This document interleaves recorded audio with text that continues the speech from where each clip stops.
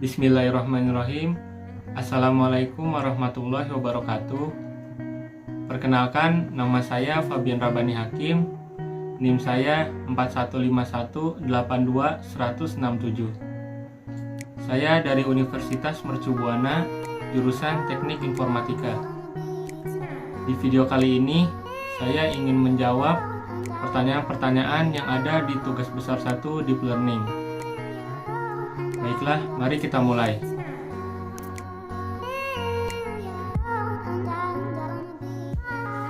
Ciri utama dari algoritma machine learning adalah machine learning mempunyai kemampuan untuk belajar sendiri dengan cara menganalisa atau mengolah data yang sudah ada.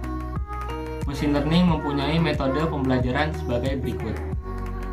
Yang pertama ada supervised learning, salah satu metode pembelajaran mesin di mana hasil yang diharapkan pengguna sudah diketahui atau dimiliki oleh sistem. Lalu yang kedua ada unsupervised learning. Pada metode ini, hasil yang diharapkan tidak dapat diketahui oleh siapapun. Unsupervised learning ini mempunyai dua contoh, yaitu ada K-means dan hidden Markov model.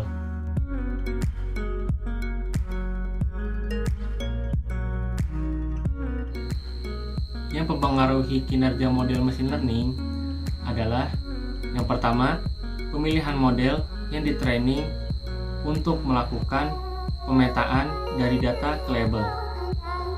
Lalu yang kedua, ada pemilihan nilai hypermeter dari algoritma pembelajaran. Dan yang ketiga ada nilai awal parameter model. Dan yang keempat ada jumlah atau kualitas dari data training yang dipergunakan untuk mengaproksimasi fungsi target.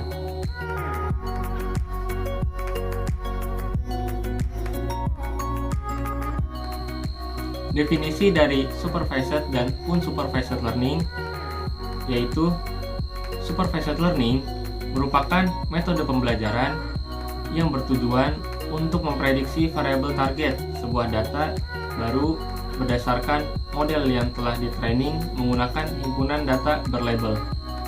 Lalu, unsupervised learning merupakan metode pembelajaran mempergunakan sejumlah contoh data tanpa label.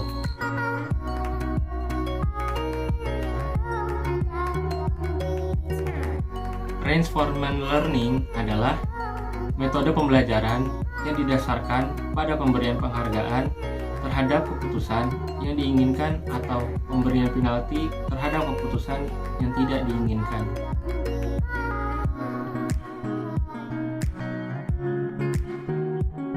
Deep learning merupakan sebuah metode pembelajaran terhadap data yang bertujuan untuk membuat representasi data secara bertingkat menggunakan sejumlah layer pengolahan data.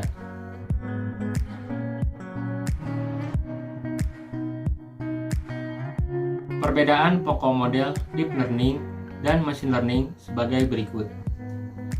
Yang pertama ada simplicity.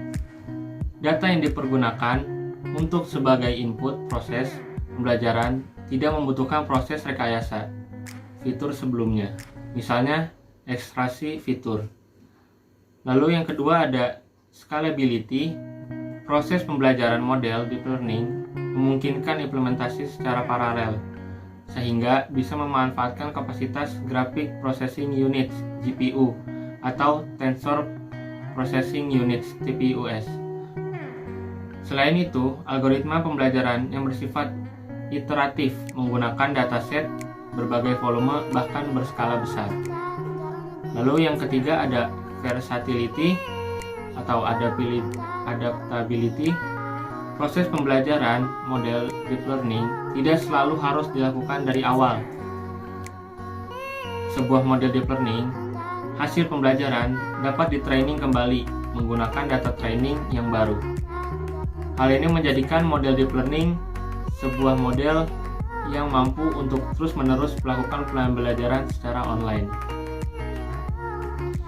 Yang keempat ada reusability. Sebuah model hasil yang telah di-training menggunakan sebuah dataset berskala besar dapat dipergunakan untuk melakukan tugas menggunakan dataset berskala lebih kecil. Kemampuan ini disebut transfer learning, menghemat waktu pembelajaran ulang.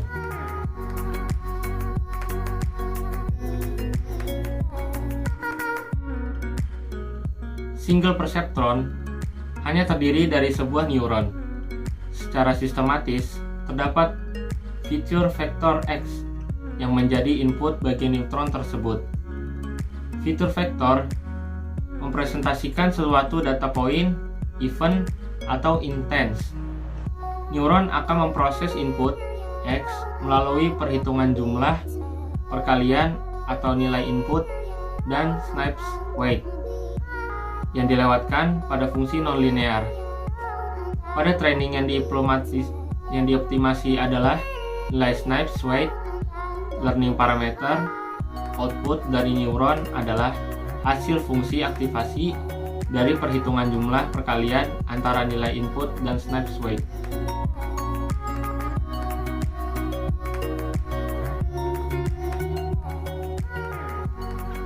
Tahapan perceptron training rule. Yang pertama ada inisialisasi nilai Snipes weight bisa random ataupun dengan aturan tertentu.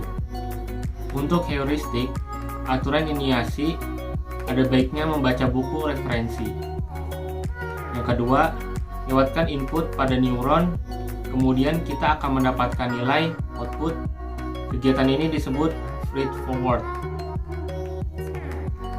Yang ketiga ada nilai output, actual output tersebut dibandingkan dengan desired output.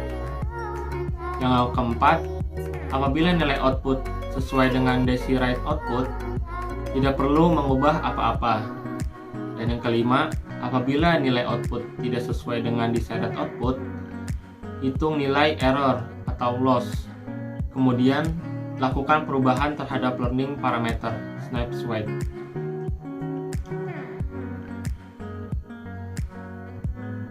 Yang ketujuh, ulangi langkah-langkah ini terhadap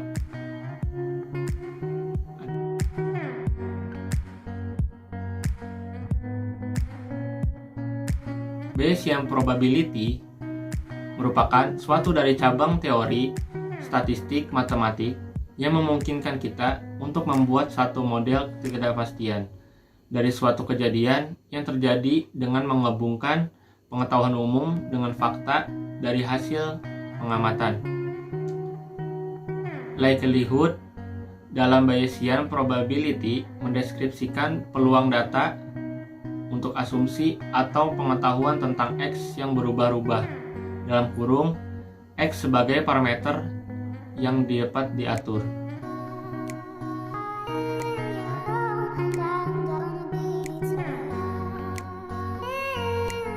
Univariate Gaussian disebut univariate karena distribusinya bergantung pada satu input variabel, misalkan X.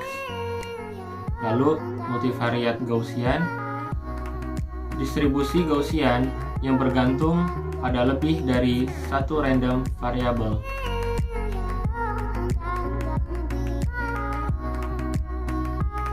Perangkat keras yang digunakan untuk pengolahan data menggunakan deep learning. Graphics Processing Unit dalam kurung GPU atau Tensor Processing Unit dalam kurung TPU. GPU dan TPU merupakan unit pemroses data di dalam perangkat keras komputer yang memungkinkan operasi matriks dilakukan dengan cepat.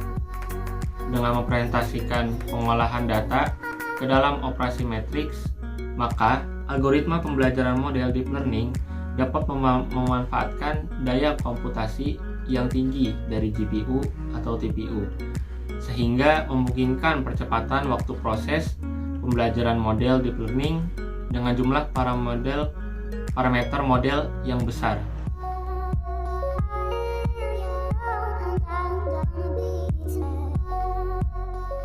Tools atau software apa yang mudah digunakan untuk deep learning?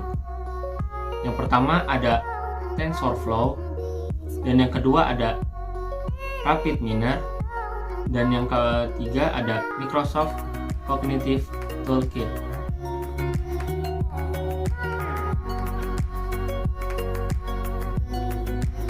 Contoh dataset yang dapat diolah dengan deep learning. Yang pertama ada Open Image dalam kurung Datasets of Image and Object. Lalu MNIST, Dataset of Handwritten Digits. Lalu MSCOCO, Datasets of Image and Object.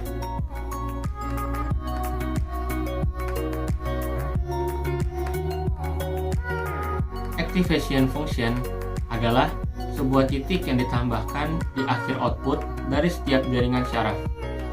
Activation function juga dikenal sebagai transfer function yang digunakan untuk menentukan output neural network. Activation function dibagi menjadi dua tipe, yaitu linear dan non-linear. Activation function digunakan untuk memutuskan hasil dari neural network seperti setuju atau tidak setuju. Nilai peta hasil berkisar di antara 0 atau 1, min 1 sampai 1, dan lain sebagainya, berdasarkan fungsinya.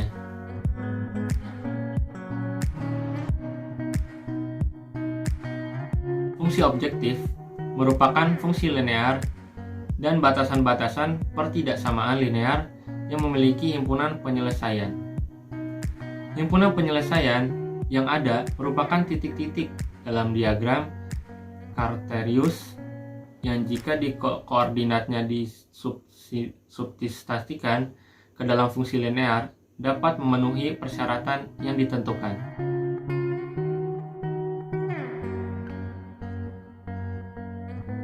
Formula yang digunakan untuk validasi model deep learning.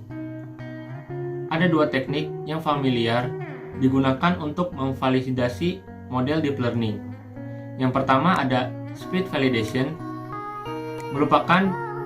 melakukan validasi sederhana dengan membagi dataset secara acak menjadi dua data terpisah atau data dilatih dan data diuji. Lalu yang kedua ada cross validation, melakukan validasi berulang di mana dataset dibagi menjadi banyak subset atau himpunan data latih dan validasi.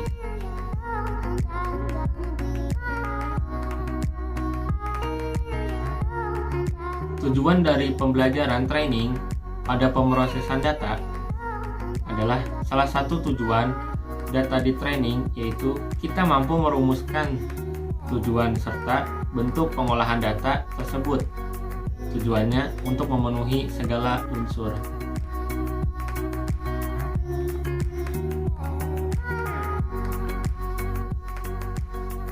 Gradient descent adalah proses yang terjadi pada fase backpropagation, di mana tujuannya adalah untuk secara terus-menerus mengubah gradien parameter model dalam arah yang berlawanan berdasarkan bobot W, memperbarui secara konsisten hingga kami mencapai fungsi global minimum J.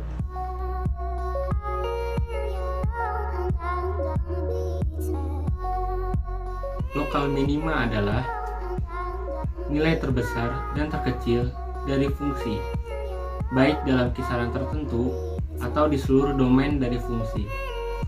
Dalam masalah praktis sehari-hari, nilai maksimum dan minimum sering muncul dan membutuhkan suatu cara penyelesaian.